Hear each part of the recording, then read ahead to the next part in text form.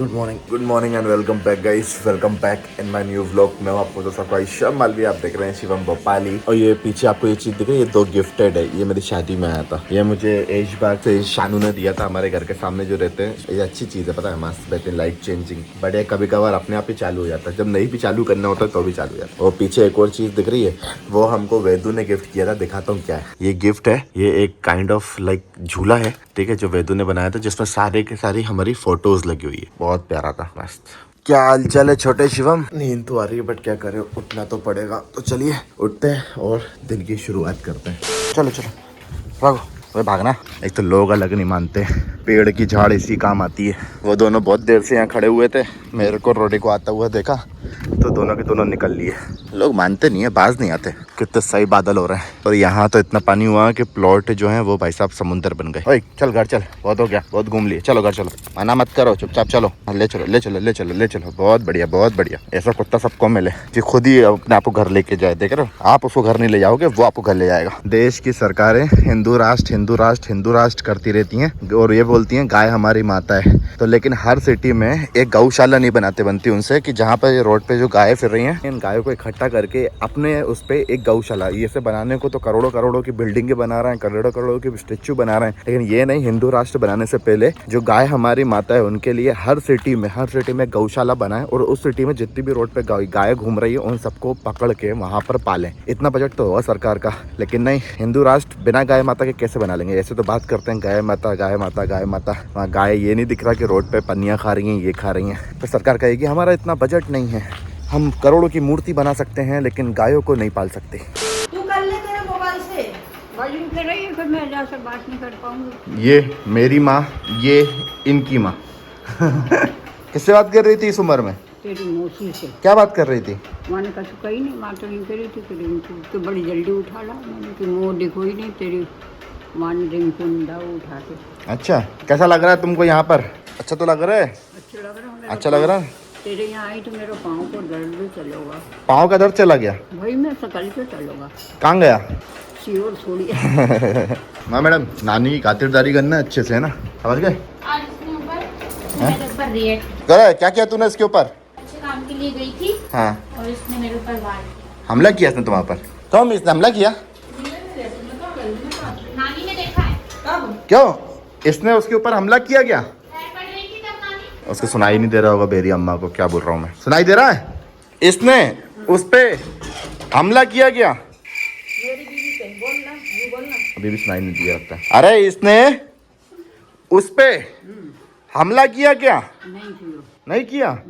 वो तो बोल रही, वाह करो, मैं सो रही हूँ जब करो वो बोल रही मैं पाँव पड़ने आई थी तो उसने, आई थी ना, तो फिर तो वो कहने है रोडी बोली राना बोली। ऐसा?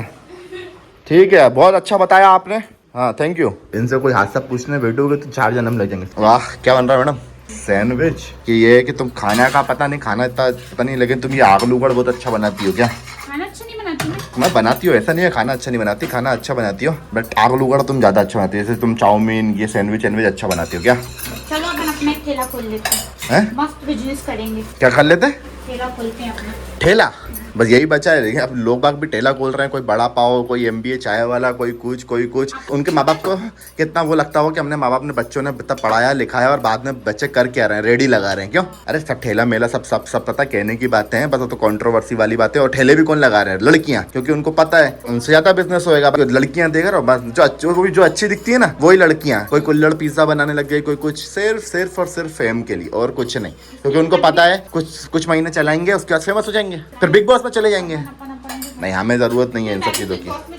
नहीं, हमें ज़रूरत नहीं है। हम क्या है, हम सीढ़ी चढ़ लेंगे लेकिन शॉर्टकट की लिफ्ट नहीं चाहिए हमें, समझी? और बाकी आज मैं तुमसे एक वादा करता हूँ, और वो ये वादा है कि जिस दिन मेरा यूट्यूब चैनल चलेगा और मैं भी बाकी यूट्यूबर्स की तरह लाखों में कमाऊंगा, ये मुझे याद दिलाना है तुमको। जिस दिन मैं बड़ा सा यूट्यूबर बन जाऊँ ना, भोपाल में हमको एक जगह लेके गौशाला खोलनी है, ठीक है? और जिसमें भोपाल की जितनी भी रोड पे गैया कचरा खा रही है ना, उन सबको हमें पालना है, ठीक है? ये वादा है मेरा तुमसे, ठीक है? याद रखना, पिंकी प्रॉमिस है, पिंकी प्रॉमिस।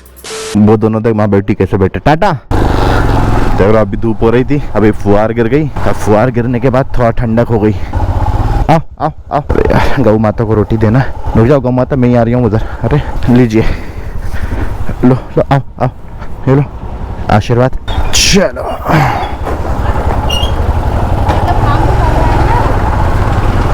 तो अब बज गया है 12:08 जब मैं दुकान जा रहा हूँ। क्या मैं हर बार सोचता हूँ कि मैं डेली व्लॉगिंग शुरू करूँगा, लेकिन क्या होता है कहीं ना कहीं कुछ ना कुछ ऐसा हो जाता है जिसकी वजह से मैं कर ही नहीं पाता हूँ यार। फिर मैं सोचता हूँ कि क्या करें, समझ में नहीं आता, डेली व्लॉग करें या स्पेसिफिक कंटेंट के टाइम पर कंटेंट करें। बहुत उलझन हो जाती है यार मेरे को। एक तो कभी कभार वीडियो डालो, व्यूज़ नहीं आए, फिर निराशा, बहुत मतलब समझ रहे हो ना, बहुत कॉम्प्लिकेटेड है यार ये सब चीज़ें मेरे लिए। फिर कभी कभार ऐसा लगता है, हिम्मत होती है कि चलो शुरू करते हैं, जो होगा देखा जाएगा, शुरू करते हैं। तो बस हर बार उसी उम्मीद के साथ शुरू कर देते हैं। बारिश का मौसम तो है, बस रोड पे कीचड़ नहीं हो ना तो बारिश के मौसम में मज़ा आता है। बट पानी होगा तो कीचड़ होगी, बट कीचड़ तब होगी जब रोड नहीं होगा। तो सरकार रोड बनाए तो कीचड़ नहीं होए, तो बारिश में घूमने में मज़ा भी आए। भाई मेरे को समझ में नहीं आता सर्कल बनाया क्यों है, इसको हटा दो। जब लोगों को डायरेक्ट उधर से जाना है तो सर्कल बनाया क्या कोई? यहाँ चौराया होना चाहिए तो यहाँ चौराया है नहीं, वहाँ चौराहे की जरूरत नहीं है तो वहाँ चौराया है। यहाँ बनाना चाहिए ना चौराया, यहाँ कितना जाम लगता है पता है, समझ में नहीं आता। बस ये बीच में एक ये रख दिया पुंतरू, बाकी सब अपनी मर्जी के मालिक है, कोई भी कहीं से निकल जाओ। और ये देखो गड्ढे, आए हाय ओए होए। मिनाल गेट नंबर 2 के जस्ट सामने गड्ढे। मिनाल वाले अच्छे हैं, प्राइवेट रोड है, खुद का रोड है तो खुद ही गड्ढे भरते रहते हैं। प्राइवेटाइजेशन होने का फायदा तो होता है। देखो अभी रात दोपहर के 12 बज रहे हैं और 12 बजे भी आंटी झाड़ू लगा रही हैं। सफाई मिनाल की ये बात तो है, राज वालों की सफाई बहुत अच्छी रखते हैं, मेंटेनेंस बहुत अच्छा रखते हैं, इसलिए तो यहाँ पे शॉप है अपनी। चलो ये क्या चल रहा है भाई? अरे ये क्या हो रहा है भैया, ये क्या हो रहा है, ये क्या कर रहे हैं भाई? खाई की लाइन बिछा रही है। लीजिए भाई अपन तो आ गए अपनी दुकान, होम ऑफ टैटू प्लानेट मेरी जान। टाइमिंग देखो 12:12। कर क्या रहे हैं लोग? अच्छा पानी आता है ना ऊपर से, उसकी जुगाड़ में कुछ कर रहे होंगे, ईंट पत्थर रख के। इसमें से क्या है, इसके ऊपर से यहाँ से बीच में से पानी बहुत गिरता है। जय शिव शंभू, जय भगवान जी। चलिए शुरू करें। Give me a clear night underneath all the stars.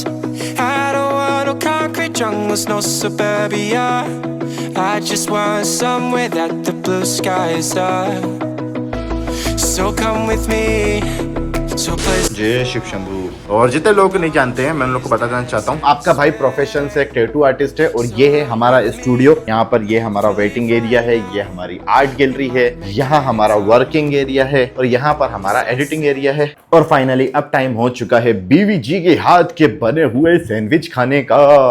Sandwich जो मेरी बीवी ने बहुत प्यार से बना के रखा हुआ है और साथ ही साथ कोई सी एक मूवी लगाऊंगा, छोटा मोटा थोड़ा खाते खाते देखने में मजा है। क्योंकि मेरी एक गंदी आदत है और वो ये है कि जब भी मैं कुछ खाने के लिए बैठता हूँ ना तो मुझे कुछ ना कुछ देखने के लिए तो मांगता। मैं तो इसलिए लंच करते हुए या फिर ब्रेकफास्ट करते हुए, दोनों लंच और ब्रेकफास्ट के बीच में एक ना एक मूवी तो मैं निपटा देता हूँ। तो अभी भी मैं फटाक से जाते खाते और फिर लुट के वापिस आते। ठीक है भाई साहब, मैंने वो सैंडविच खाया, उसके बाद से मैं कंटिन्यूअसली सीरीज देख रहा था। मैं कौन सी सीरीज देख रहा था बताता हूँ।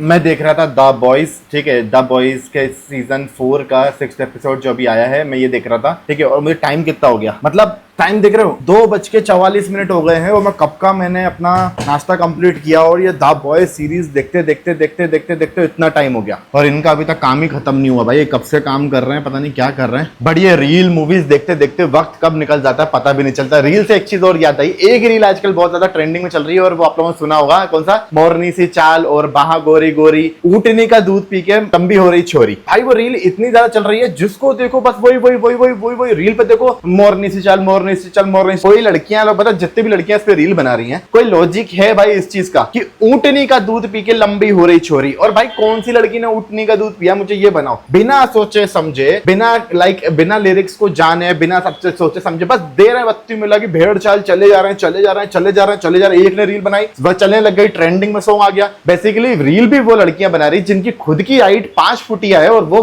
रील बना रही है ऊँटनी का दूध पी के लंबी हो रही छोरी। माँ का दूध समझा, भैंस का, गाय का समझ में आता, ऊँटनी का दूध। और गाने बनाने वाले भी कुछ भी बना रहे। रील भेड़ चाल हो चुकी है भाई। एक ने जो किया बस करते चलो।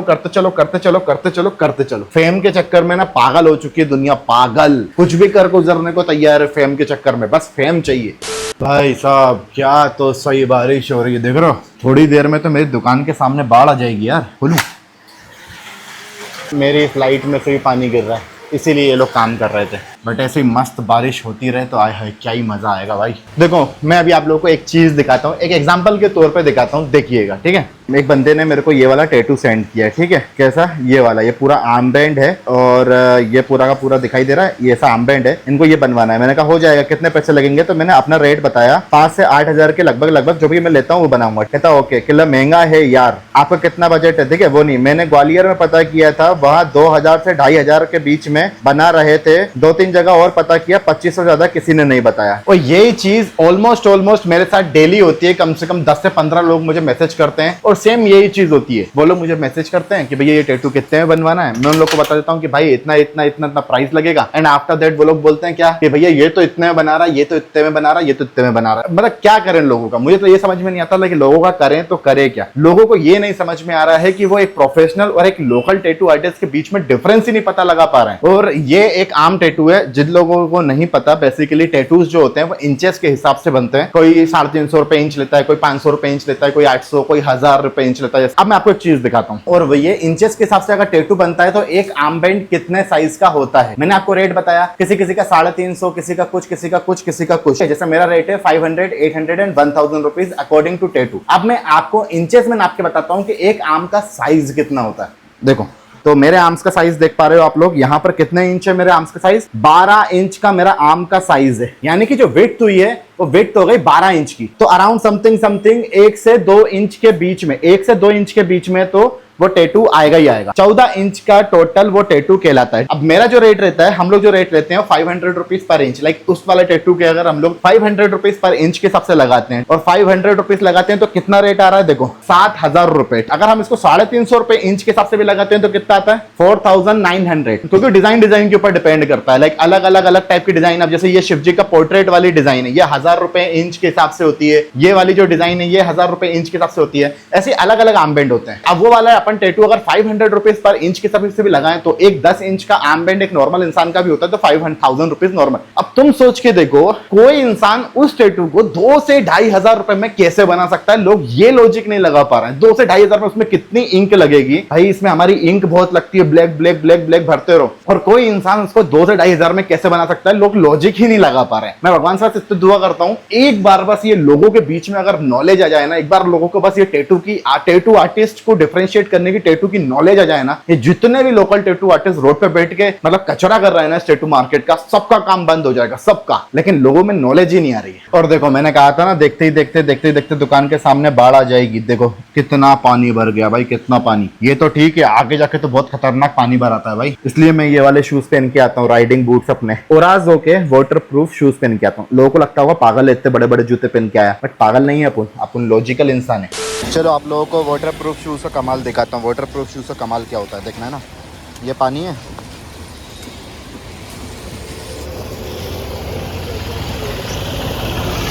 ये है कमाल वाटर प्रूफ शूज का। टाइम हो गया है 9:09। यहाँ पे टाइम हो रहा है और जो देखते देखते वक्त का अंदाजा ही नहीं लगा और 9 बज गया भाई। चलो अब मुझे घर जाने की भी तैयारी करनी है फाइनली।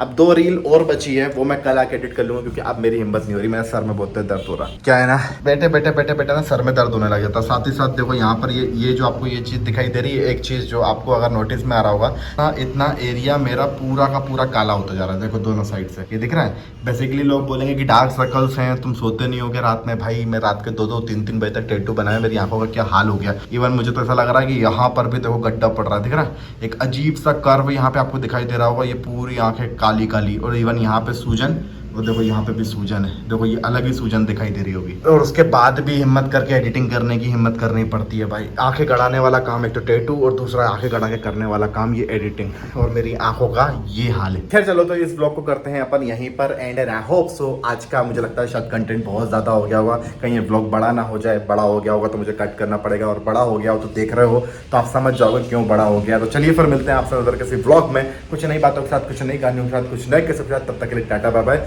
C you.